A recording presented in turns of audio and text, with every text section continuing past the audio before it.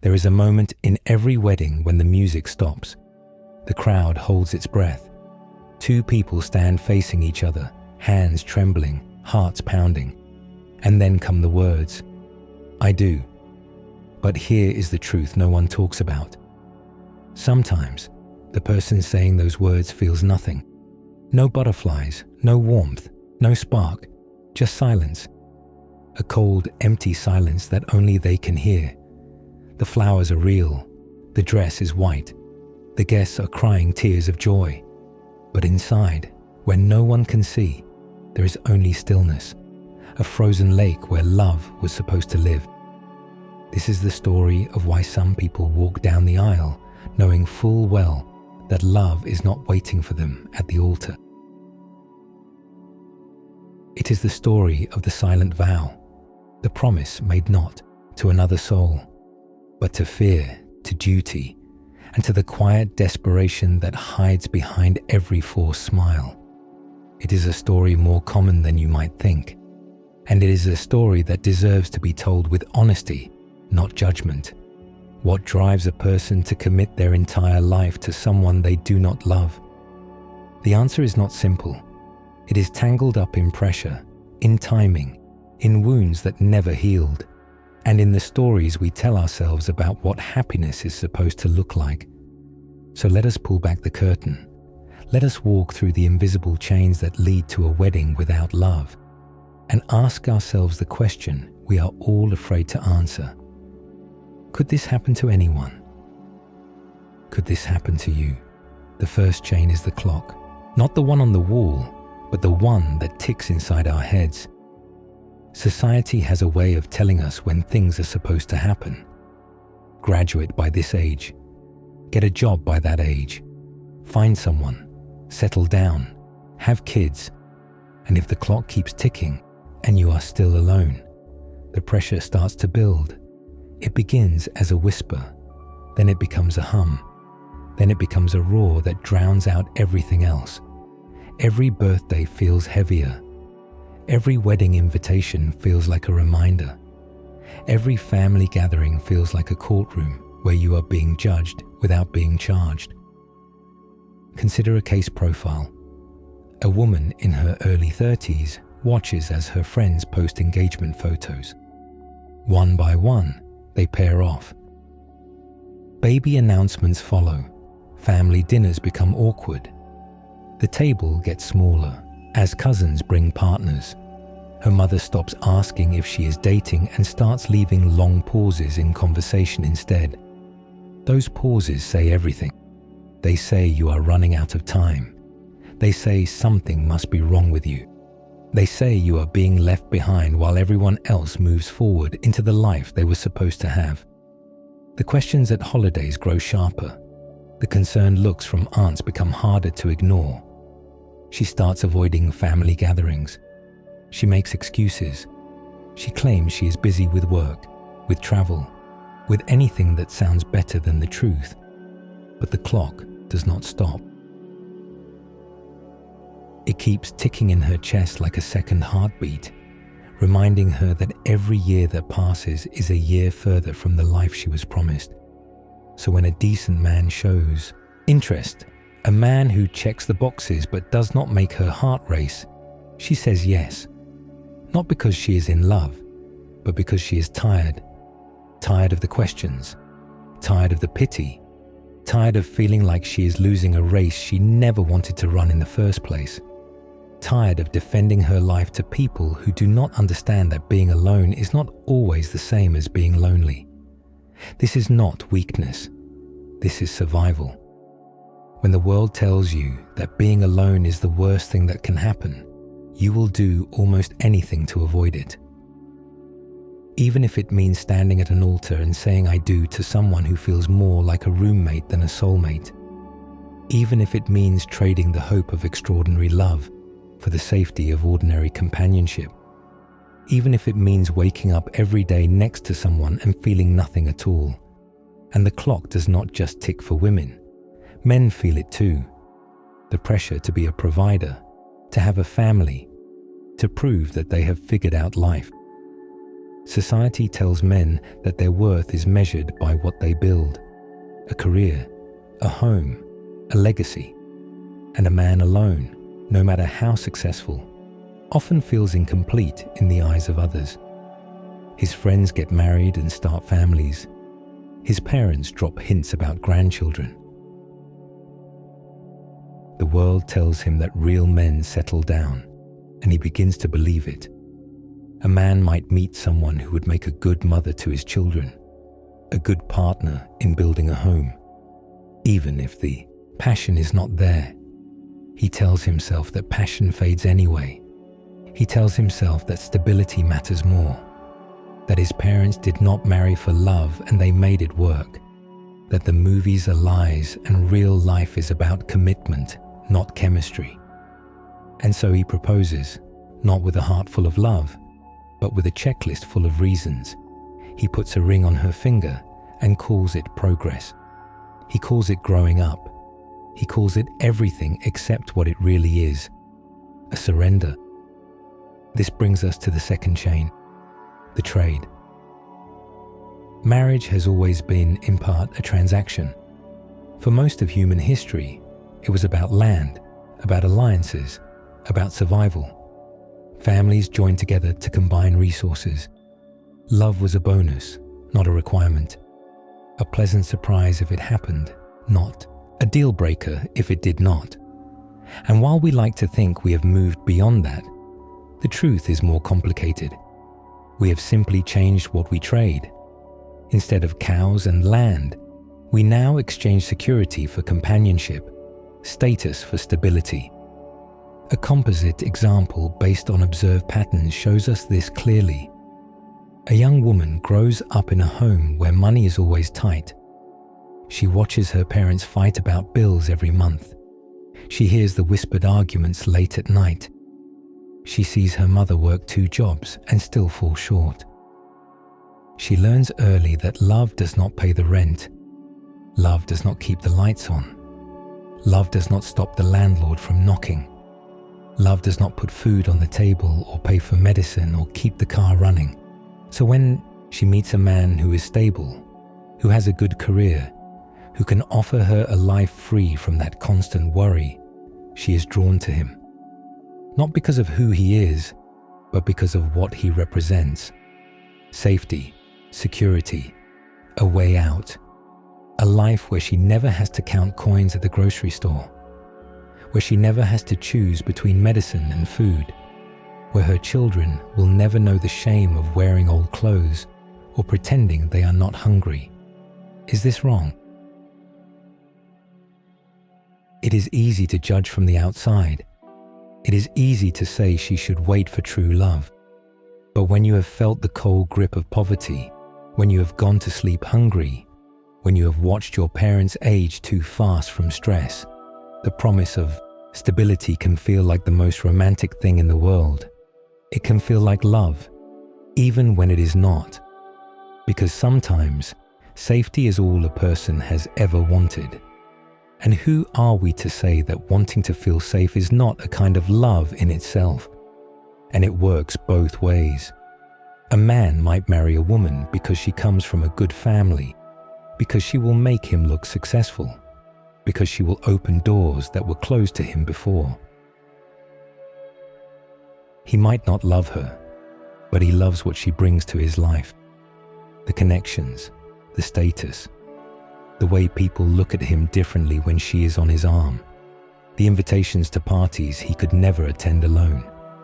The trade is made, and both parties get something, but something is also lost. The chance to be loved for who you are, not what you provide. The chance to be seen, truly seen, by another person. The third chain is perhaps the cruelest.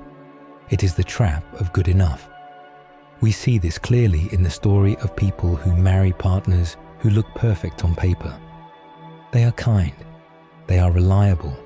They are everything you are supposed to want. They remember birthdays. They show up when they say they will. They never raise their voice or make you cry.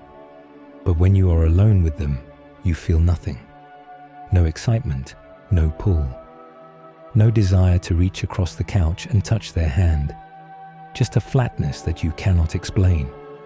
A silence where music should be playing. This creates a special kind of guilt. How can you complain when your partner does everything right? How can you feel empty when they are so good to you? How can you want more when so many people would trade places with you in a heartbeat?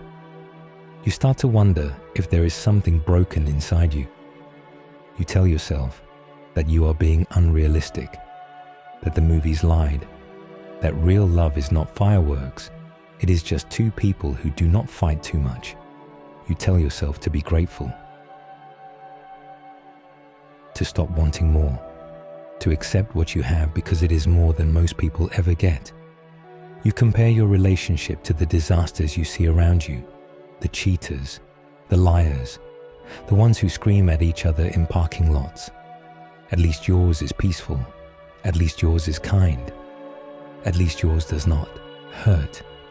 And you convince yourself that the absence of pain is the same as the presence of love. But deep down, you know the difference. You just cannot admit it. Not yet, maybe not ever. So you stay, you marry, you build a life on this foundation of guilt and quiet resignation. And on the outside, it looks beautiful. The house with the nice lawn, the kids who smile for photos, the holiday cards that make everyone think you have it all figured out. But on the inside, there is a hollow space where love was supposed to live. A room that stays cold no matter how much you try to heat it. A silence that fills every corner of your life. A question that echoes in the dark. Is this really all there is? This is where we must stop and ask a difficult question. Is a marriage built on duty and companionship actually a failure? Or is the fairy tale version of love the real lie? Throughout history, arranged marriages have created stable homes. Couples who started with nothing more than mutual respect have grown to care deeply for each other. Perhaps the modern obsession with romantic love has set us up for disappointment. Perhaps we are chasing something that does not exist. Perhaps the real magic is not in the spark, but in the slow burn of shared years and quiet mornings. But there is a cost to this argument. The people who marry without love often describe the same feeling, a sense of living someone else's life, a quiet mourning for a version of themselves that never got to exist. They smile at parties, they hold hands in public, and they go home to a house that feels like a stage set. Real, but not quite real. Solid, but somehow empty.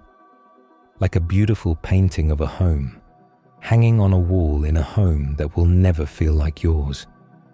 The pressure does not stop at the altar. Once you are married, the expectations multiply. Have children, buy a house. Be happy, perform your joy for everyone to see. And so the person who married without love doubles down.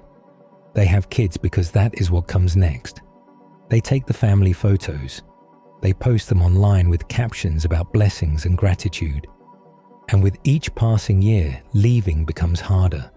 The roots grow deeper, the stakes get higher. The silent vow becomes a prison with no visible bars. Consider how this plays out over decades.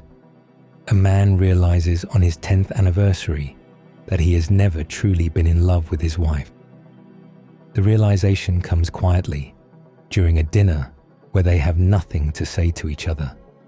He looks at her across the table and feels only a hollow fondness, a roommate love, a partnership of chores and schedules and shared calendars. A life that works on paper but feels flat in person. But now there are children who call him dad. There is a mortgage with 20 years left. There are retirement plans that depend on 2 incomes. There are friends who see them as the perfect couple. The thought of leaving fills him with terror. Not just the fear of being alone, but the fear of destroying everything he has built. Of hurting people who have done nothing wrong, of being seen as the villain in his own story, of becoming a statistic, a cautionary tale, a father who only sees his kids on weekends. So he stays. He buries the emptiness deeper. He focuses on work, on hobbies, on coaching Little League, on anything that keeps him from sitting too long with the truth. And some days he almost forgets. Almost. But then a song plays on the radio, or he sees an old couple holding hands with genuine affection, or he watches a movie where two people look at each other with real hunger, and the ache returns. The reminder that he chose safety over love, and now he must live with that choice forever. The women who find themselves here carry their own version of this weight. A mother of 3 who has given everything to her family, who has shaped her entire identity around being a wife and mother, might realize one day that she feels invisible in her own life. Her husband does not see her. Not really. He sees the role she plays: the cook, the cleaner, the organizer. The one who remembers to buy birthday gifts and schedule appointments. And she has played it so well that she has forgotten who she was before. The girl who wanted to travel. The woman who had dreams of her own. The person who existed before she became someone's wife and someone's mother. She might think about leaving, about starting over, about finding out if there is still a spark inside her that could catch fire. But the thought is terrifying. She has not worked in years. Her resume is a ghost. Her friends are all married and would not understand. Her parents would be devastated. And what about the children? Could she really break up their home just because she is unhappy? Just because she wants something she cannot even name? The guilt is crushing. So she stays. She puts on the mask each morning and tells herself this is enough. This has to be enough. This is what everyone does. But here is the human truth that sits beneath all of this. Settling always costs something. It may not demand payment right away. The first years might even feel fine, comfortable, even nice at times. But over time, the debt comes due. It shows up as resentment, as distance, as a slow erosion of self. The person you were before, the one who had dreams and desires of their own, begins to fade. And in their place stands someone who is simply going through the motions. Someone who has traded their future for a present that feels like a waiting room. This is the true tragedy of the loveless marriage. Not that it is always miserable. Not that it is full of fighting and drama, but that it is often just quiet, routine.